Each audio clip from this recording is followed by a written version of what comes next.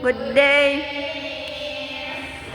Jadi di sini Miss akan menyampaikan materi tentang hari ini, yaitu analytical exposition, corrective persuasive arguments. Nah, sebelum kita memasuki materinya pada siang hari ini, coba lihat di sekelilingnya. Itu coba Jasmine yang masuk dulu, Elsa.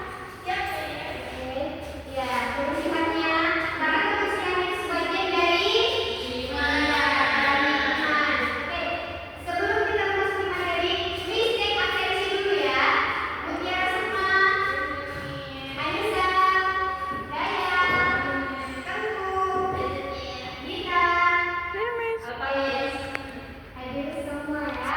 Nah, jadi untuk nanti pertengahan sesi, Miss akan kasih kalian tugas tertulis ya. Di sini Miss sudah bawa APD-nya.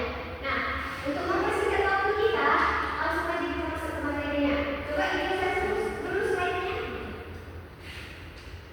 Nah, what is analytical exposition? Nah, sebelum Miss membahas apa itu analytical exposition, masih ingat nggak minggu kemarin kita bahas apa?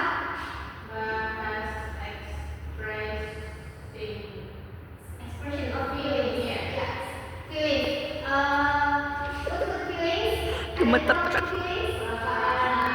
Iya, perasaan seseorang, apakah seseorang itu sedang sedih, sedang marah, sedang bingung, dan lain-lain. Nah, jadi materi kita pada hari ini yaitu analytical exposition test. Nah, di sini dijelaskan what is analytical exposition test. Nah, an analytical exposition test is a test by whose purpose is to persuade readers that a particular idea, opinion, or purpose is valid. It analyzes an issue, presents focus thesis, support, and historical argument and evidence. Then reinforces the stance at the end. Nah, jadi dikatakan di sini bahwa teks exposition ini adalah teks yang mengajak para pembaca untuk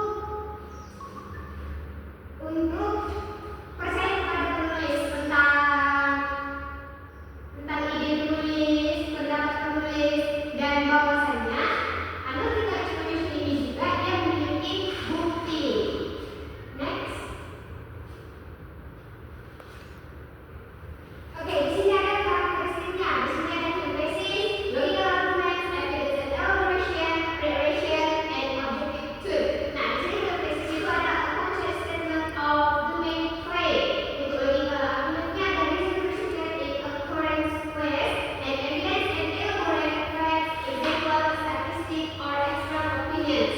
Nah, di preparation ini ada a closing paragraph or response and reinforces the thesis, and objective ini ada analytical and economic language often formal. Nah, dikatakan di sini